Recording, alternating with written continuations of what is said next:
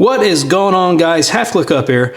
Welcome back to my Yamaha R1 mods and maintenance playlist. In today's video, we are going to be installing a set of control levers from Driven Racing. These are the Driven Halo levers. These are 3/4 length, which makes them not quite a shorty and not quite a full length, which is what intrigued me about these. The reviews are awesome, and they look pretty good too, so let's throw them on the bike and see how they work.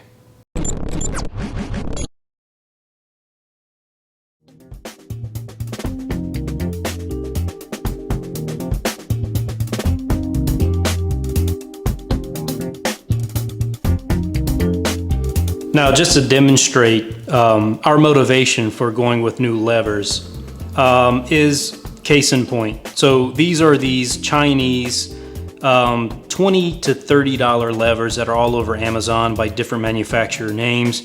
It's all the same lever, and this is the slop you deal with. And it's just unacceptable. I don't like it. It's janky, for lack of a better term. And so that's our motivation for swapping out to some name brand reputable levers manufactured by a real company. All right, so starting with the brake lever. Underneath here, you have a 10mm nut. And up top, you have a flathead screw. Go ahead and break that nut free while holding the screw in place. You can just hold it by hand. And without that nut, it's just a really long screw. Lots of threads in this guy. Just like that. That's all there is to it, guys. Now, real quick, just to highlight some of the Halo's features. It has this neat little system where it's a pass-through window to where you can see specifically which setting you have selected for the adjustability. It's supposed to make it easy to switch on the fly because you can clearly see what setting you have selected. And the actual primary feature of these, other than the fact that they have cam roller bearings and everything inside, is that they have a flip-up detent, right? So in the event of a crash, the idea is it impacts the tip first and folds it up, thereby preventing it from shearing off. Pretty cool. Now, also included in the packaging is a little tube of grease, way more than you'll actually need, but what we're going to do is go ahead and grease this guy up in all its little nooks and crannies.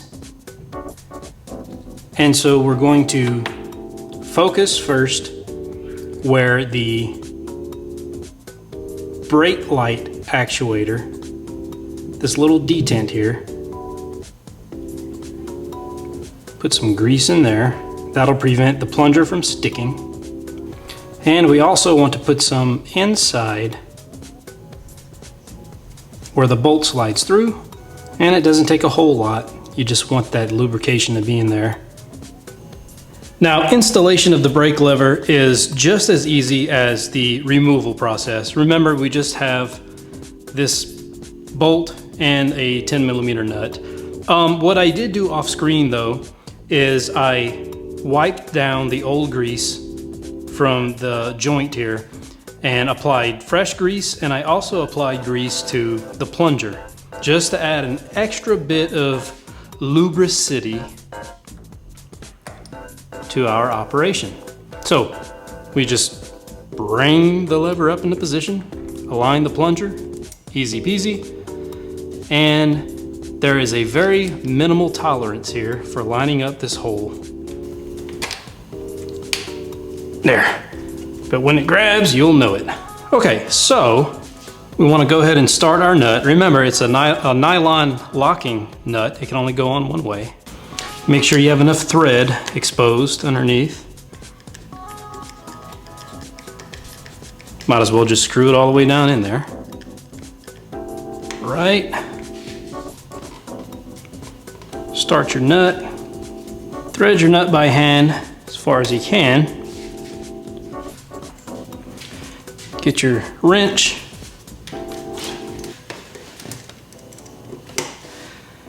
And hold the flathead bolt in place while you wrench the lever tight. Get her good and snug. Don't want that backing out on you going down the highway, right? And now I'm going to come on the other side of the bike. I'm going to get a feel for where this is at. So it's on setting 5. That could work. Try setting 4. Go all the way up to 2, see what that's like. So that's a very early grab. Try 3. We might like it around 3. We'll start with 3 and make adjustments as we get accustomed to the levers and the way they feel in our ultimate road tests. But there you go, brake levers installed. All right, moving to the clutch side, it is very tight to get to the nut that is underneath here to get this little bolt out. So what we're gonna do is we're gonna use an 8mm on a nut that you can't quite see, but it's right here. And we're gonna loosen this just a little.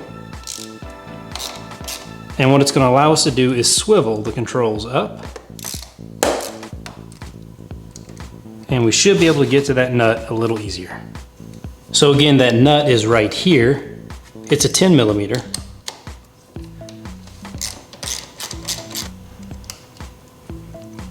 Okay, pull that guy out of there. Now what you want to do now is increase your free play. And as you increase your free play, it's going to allow the cable to be released from the detent here. Use a little flathead to pop that guy out of there.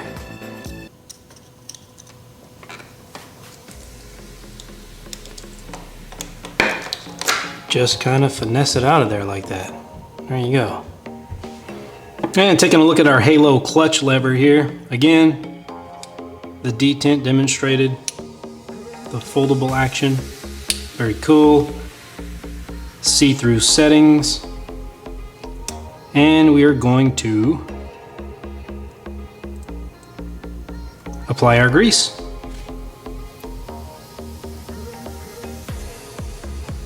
And we can also run some inside where the cable is going to run.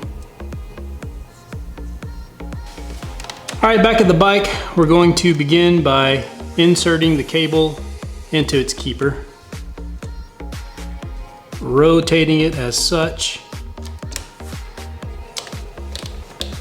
Now we need to line our holes up.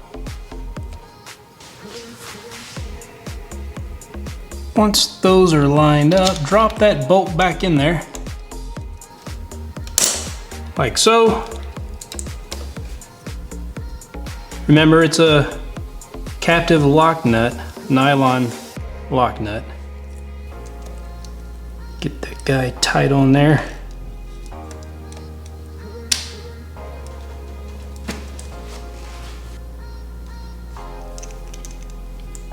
Lift up on our control again.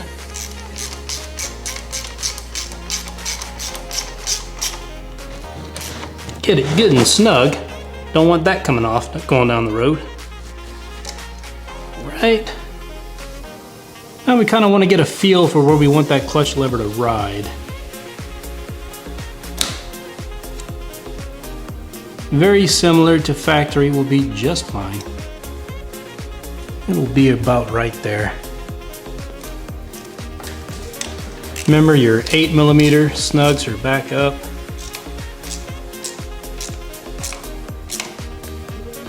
Like so. There we go. Now we adjust our free play.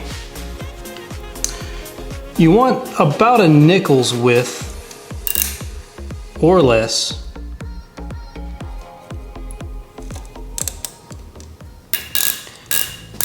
in that free play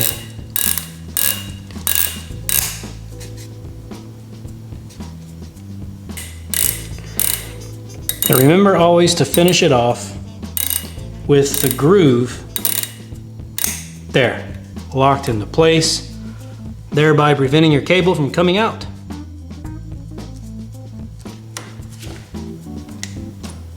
There you go. And as you can see, no slop. Fantastic. Play with our settings. You can have it way out there. Now ultimately with the clutch, you want to test its function before you go ride. So let's crank her up and make sure that the gears engage like we expect them to.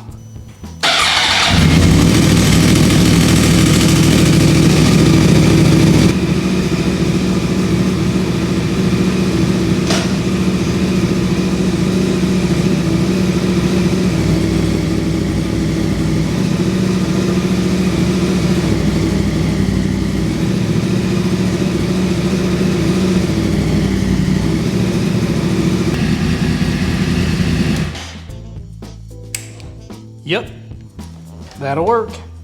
Now, interestingly, what that did was it moved the clutch engagement further out, which I think I'm going to actually really like. Before, the bike would engage way close up and it would cause all sorts of hand cramping.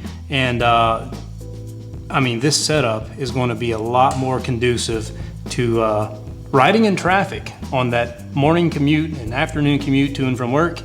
And so yeah, I will let you guys know if there's anything, you know, any abnormalities or whatever, but I think this is gonna be great. And my final thoughts to come soon enough. If you have any questions on installing levers on Yamaha R1, drop a comment down below. Otherwise, I'll catch you guys in the next one. Peace. Goodbye.